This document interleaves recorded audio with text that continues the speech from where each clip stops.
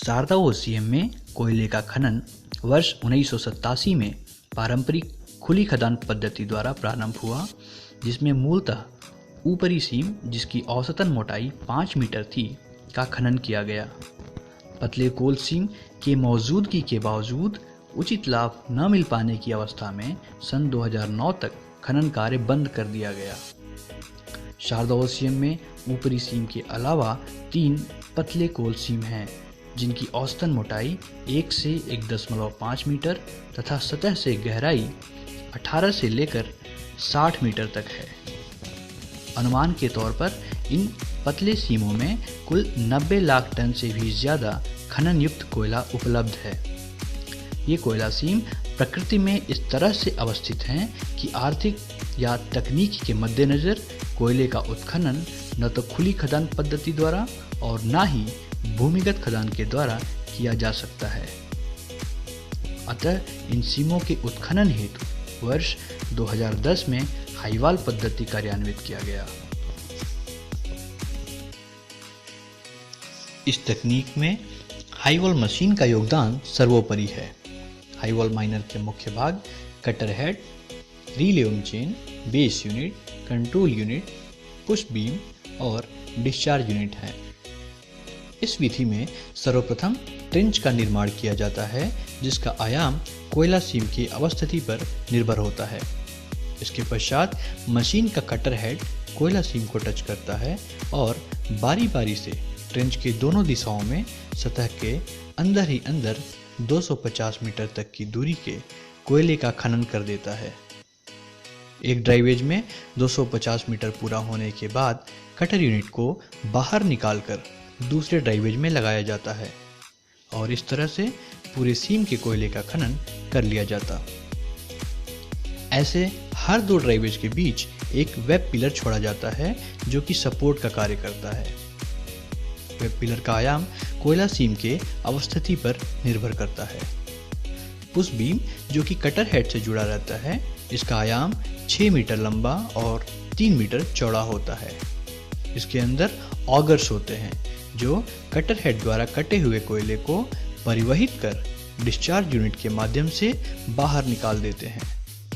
तत्पश्चात कोयले को लोडर एवं डंपर द्वारा ट्रेंच के बाहर भेज दिया जाता है।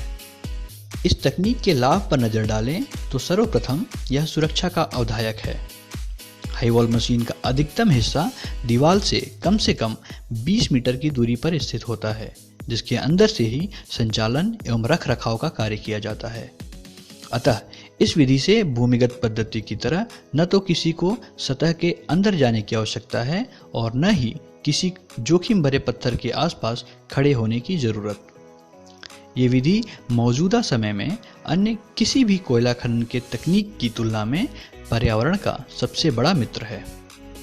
इसमें भूमि का क्षय नहीं के बराबर होता है। उत्पादन के दौरान ध्वनि प्रदूषण और कोयले के धूल के कारण प्रदूषण भी नहीं के बराबर होता है। चूंकि ट्रेंच का दायरा खनन के दायरे की तुलना में अत्यंत परिमित होता है, इससे उत्पन्न अन्य समस्याएं जैसे पुनर्वास एवं पुनर्विस्थापन, निर्वनीकरण इत्यादि खुली खदान विधि के मुकाबले सीमित होता है। इसके साथ साथ विस्फोटन का कार्य ट्रेंच खुदाई तक सीमित होने की वजह से भूमिकंपन एवं फ्लाई रॉक की मुसीबतें भी परिरुद्ध होती हैं।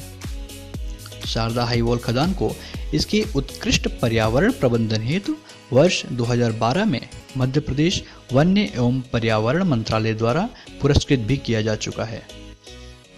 गत वर्षों में इस तकनीक से शारदा हाईवॉल खदान में हुए उत्पादन एवं लाभ को देखें तो पता चलता है कि वर्ष 2011-12 से लेकर वर्ष 2016-17 तक लगभग 25 लाख टन कोयले का उत्पादन किया जा चुका है, जिससे 70 करोड़ रुपए से भी ज़्यादा का लाभ प्राप्त हुआ है।